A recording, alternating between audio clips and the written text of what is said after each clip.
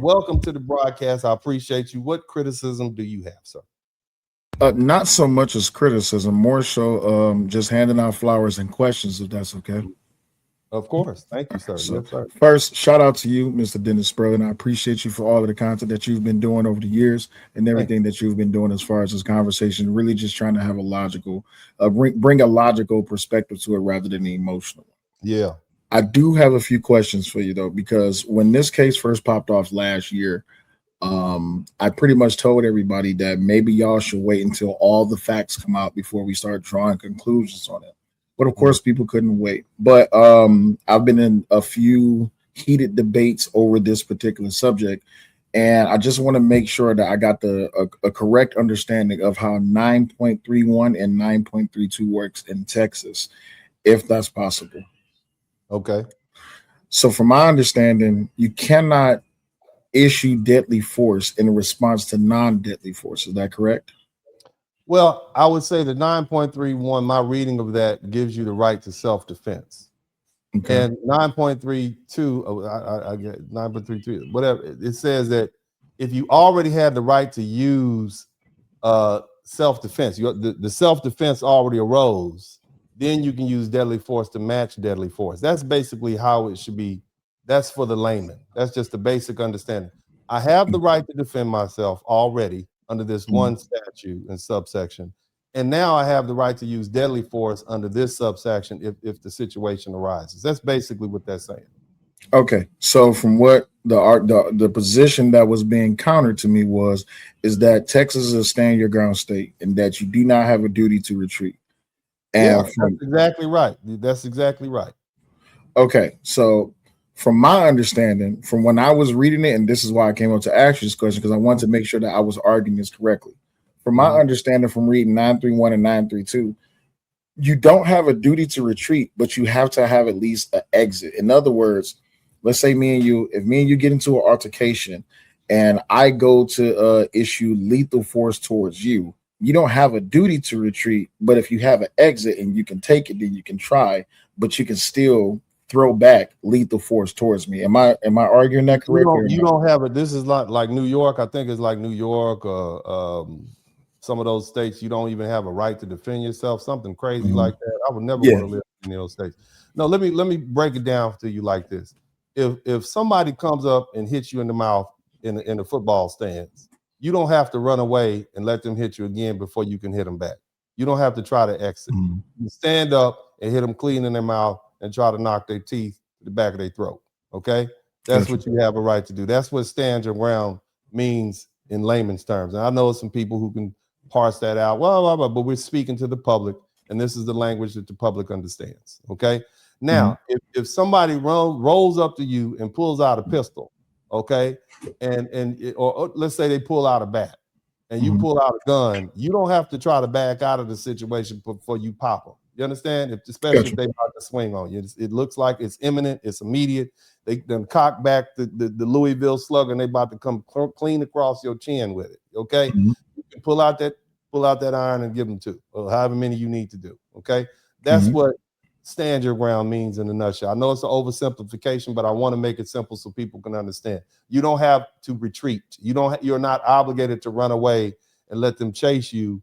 And then now I Mhm. have no escape route, and now I finally use deadly force, or I finally put my dukes up and start fighting. That's what that's saying.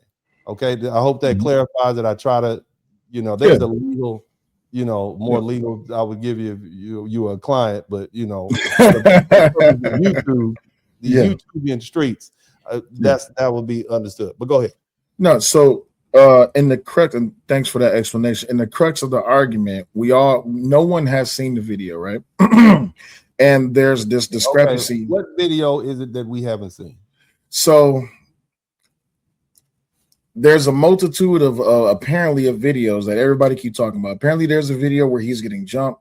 Apparently, there's a video where he's not getting jumped. Apparently, there's a video where he ran, and I'm just like, well, one, I don't think no one's going to be able to see that video because of the I think it's called FERPA or something like that. It's in Texas. It's like So federal educate. why do we need a video to tell us what happened? Well, my thing is, I don't think we need to know what I'm just happened. asking, why do we need a Yeah. video? Go ahead. I think people want the video because they want to like draw a conclusion for themselves. People see it to actually justify why they feel that way. What could supplant? What did we do before video? By word of mouth. Okay. Eyewitnesses, is it fair to say eyewitnesses? Absolutely, yes, sir. How many eyewitnesses did the prosecutors have? If I'm not mistaken, I think out of 21, I think it was like 16 or 17. I think it was about 9 of them actually were eyewitnesses. And how many eyewitnesses did the defense have? So that would put them right around like 4 or 5. Okay.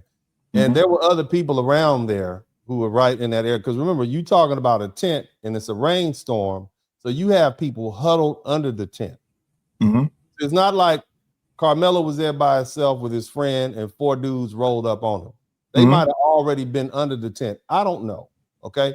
But the bottom line is you had 9 witnesses and there was no testimony that people jumped him. You had teachers there too who were in the tent next to him. Yeah, and coaches as well. Teacher would have testified that he was being jumped. Well, I'm of the belief, and this is why I get a lot of pushback from people. I'm listening to the witness testimony, and I summarize it like this. According to that one witness who stated that they was in the dugout and that it had stopped raining and they went to the field to start warming up. I don't see a reason for a team to go out in the field in the middle of a thunderstorm or rainstorm. So that would have to me, that lets me know it stopped raining. Now, that witness was then debunked by the prosecution because he made a statement saying that he saw it, what happened in the stands, and then when the prosecution played the video, he wasn't even looking. So, from my understanding, it went a little something like this. Right, Karmelo came down, brother. Let me slow. We keep saying this is a racial issue, but you know there were black people under the tent too, right?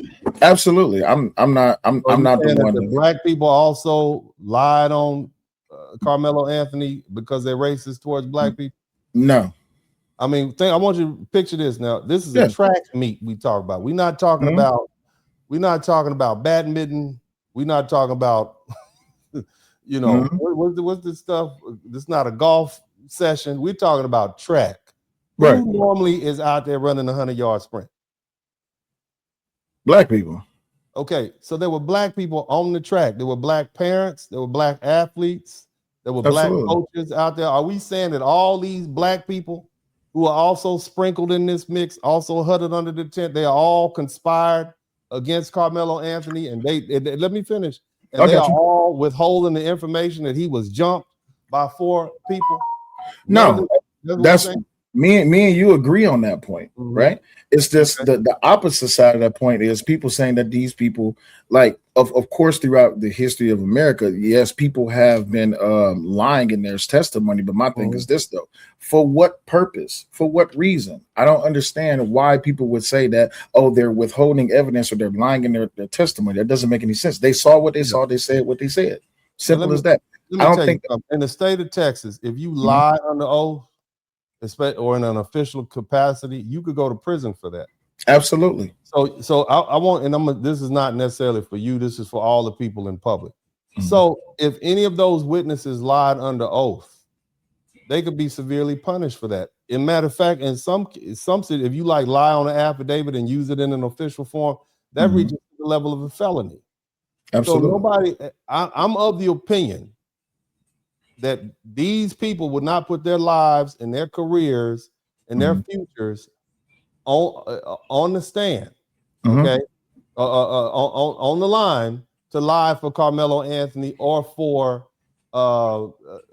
Austin Metcalf. I don't think people would do that. Not 9, 10, 14, 24 people. I don't think that'll happen. So when we go back to this video where he's allegedly being jumped, my question is, why do we need a video when you got 9 people who were eyewitnesses who saw the incident happen from the beginning to the end? Correct. And that's the position that I'm coming from. And also, I didn't like any of the arguments that I'm being. Anytime someone brings up race, I just back out of the argument because I don't believe that this case had anything to do with race. I think that people are injecting race into this. Well, brother, I'm gonna push back on that race. The great Johnny Cochran, I read his book when I was in law school, man. He said race always plays a part in things. And that's just the truth. It's always a part, okay? So we have to understand that, and that's why we have the law, okay? Because if it was just about race, he wouldn't have made it to the jailhouse. They'd have found the nearest tree, and they And just they're strung him arguing up from right there. You see, right. that's how they used to do it before we were protected, quote unquote, under the law. You understand? Yeah. They would break into the jailhouse, Yeah. a mob of them with shotguns, and they would go and they would find a tree at the courthouse and hang you up. It would be no Correct. justice. But And I wouldn't. I'm sorry. that's Go why ahead. we have the law now, and we're happy that the law applies. But this case is a bad case. You got a body and a murder weapon and 9 witnesses. How are you supposed to get out of that? Well, the only with me personally, and I've been arguing this since last year, because I'm not saying that I'm arguing in defense of Karmelo. My thing is, you took someone's life, you got to go do that time. It's simple. But the thing is, you have to get on that witness stand. This is something I've been saying since last year. You have to. You have no other option. No one has heard from Karmelo since last year. I'm a exercise a little discretion here. I wouldn't put my 17, 19-year-old client on the witness stand, not here knowing that I could possibly have an appeal. I would let him go sit in jail for about 5, 6, 7 years, and get an appeal, get a new trial, and try to plea him out for manslaughter after this thing dies down. If he gets on the stands and puts a story out there, then he can't undo that story. See, 23-year-old Karmelo Anthony or 25-year-old Karmelo Anthony with a mature mind, having been around those other prisoners for 6, 7, 8 years, having learned something, might testify a little differently than 17/19-year-old Karmelo Anthony.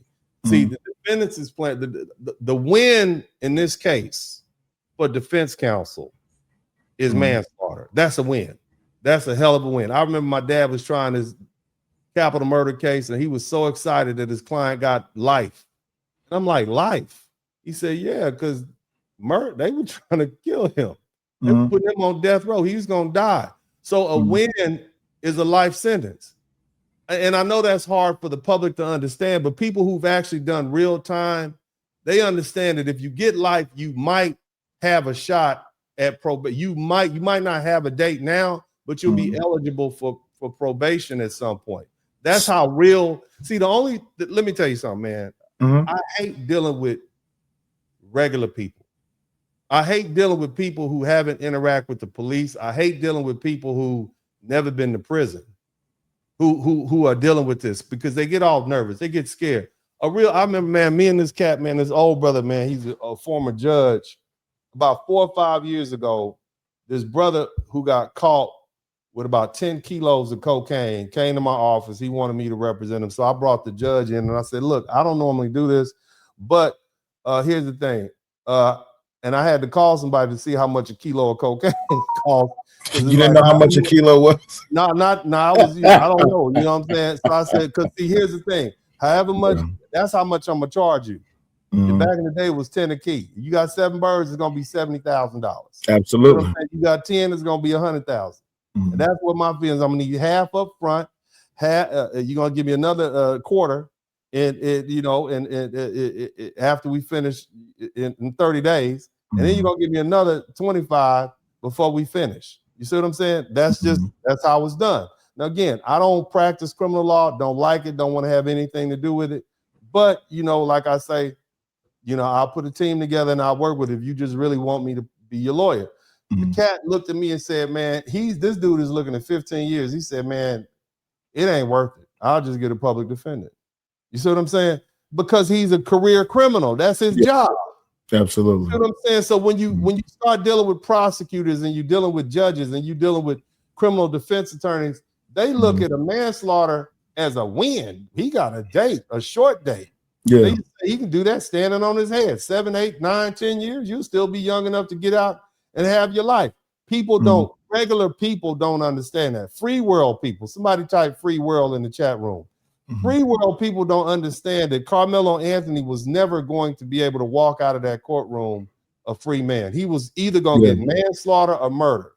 Murder is a loss in this situation. Capital murder was never on the table. Manslaughter was a win. It was a hell of a win. So the public being upset about that, nobody is surprised. Nobody in the legal system is surprised that that young man went to prison.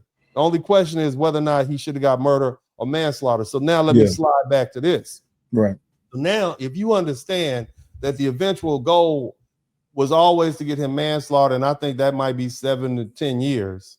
if you can get him a new trial within 7 to 10 years because of some of the technical deficiencies in the prosecution's case, and then come back in and under the threat of new trial, get the case time served, get it reduced to manslaughter, then you won. You win in the end. And all this smoke dies down. People forget about it. People have moved on to the next thing. So, again, I cannot put my mind in the head of this particular defense attorney, but the man apparently he was trash. But hold on, brother. Hold on. Because see, why? Let me ask you, why is he trash? Sure. Why is so he trash? When I was reading through, and of course we don't have the actual transcripts, but I was reading through everything that was being reported. Do you know his history? Do you know this particular lawyer's history? So from when I looked him up, they said that he was a spectacular defense lawyer. Well, he was a former prosecutor, or he was. I think he was a public defender. So why do you think he treated? Why do you think he didn't do a good job on this case? All right, so when I was reading through everything, I was just looking through everything, all the questions that he was asking on cross-examination, and he really wasn't trying to poke holes in any other credibility. And I could be reading wrong because I'm not a lawyer, so I don't know. Okay, but hold on a minute. What were the eyewitnesses saying that was not credible? Well, that's the thing. So even if this is the way I'm looking at it. Common sense. I like you because you got a lot of. So I'm gonna ask you some straight up questions. Yeah. Was there a dead body or not? Absolutely. How do we get around that? You can't get around it. The best thing you do is try to get a lesser charge. So you got manslaughter or murder. That's absolutely. So you go for manslaughter, right? But the biggest thing. But let me go back to what I was saying because I think y'all missing, and I know I got somebody else in the chat room. Somebody else wants to come in. Again, I want y'all to listen very carefully, okay? Because I think this is, if the goal is manslaughter, and we know he's gonna get manslaughter, and I believe that you eligible for parole after 7 years. Somebody can correct me. 7.5 years. 7.5. Okay, if the goal is manslaughter and that's a win, right? We know this boy is going to jail. We know he's going to jail. The question is he gonna get out at 19 now? Is he gonna get out at 26 or 63? You see what I'm saying? I think it was 63, something like that. Yeah, 26 or 63. So in that 7.5 year time period, if we can file an appeal, get a motion for new trial, get him pled down to manslaughter, he still wins if the original goal was to get manslaughter. Correct. So the question is, where's the loss here? Well, I know you said you got nothing else. World person. You thinking like a free world person. Yeah, I've never been locked up before. Yeah, I can tell. You the closest I came to lockup was basic training. That was it. Yeah, y'all think that this is gonna be some Matlock situation and he just gonna walk out of here free. No, not me. That's what I'm trying to explain. I always thought that he was gonna get. Well, when I was asked, I thought he was gonna get at least 40. So when they said 35, I'm like, okay, that's close enough. I mean, I thought he was eligible. He's gonna be eligible for parole after 17 years, but this is hot. So I mean, brother, and I understand you all don't understand lawyers and how lawyers work, but criminal defense lawyers, this is the free world. They say lawyers become jaded. Look, man, I'm gonna say this, and we're gonna let this other brother come in here. I remember, man, I used to sit in the stands, and they would bring in I was a young law clerk. We like to waive a formal reading of the bill of information or indictment, enter into a plea of not guilty, and request a trial by jury. I heard that 100 times a day. How do you plea? I plead guilty to judge. Okay, 30 years. Okay, 15 years. 6 months, time served. Deferred adjudication. I sat in the courtroom. This is over in Lake Charles, Louisiana, where they don't give a damn about you. You see what I'm saying? You going to jail. You are going to go to prison for a long time. The question is, are you going to get out when you're 26 or 63? So if they can still go about getting this young man out of prison, they have grounds for appeal. They knew that from the time the jury was picked when they struck those jurors. It is what it is. I don't know about that part. Well, no, because they struck 3 black jurors. That is a Batson challenge. So there is at least good grounds for an appeal, in my opinion. But, but when they was asked, could they be impartial? They answered impartial, right? Or they couldn't be impartial. But we see there's a whole case. Look up the Batson case. There's a whole case about that. The idea that you don't have at least one black juror on there who can possibly go behind the scenes and plead your case for you with the other jurors. And see, all it takes is one.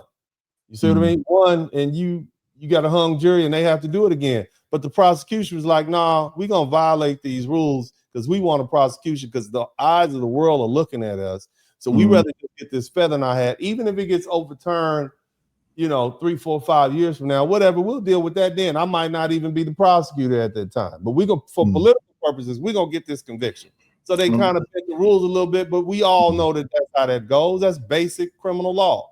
So again, I understand the political motivation behind why they would infringe on those rules.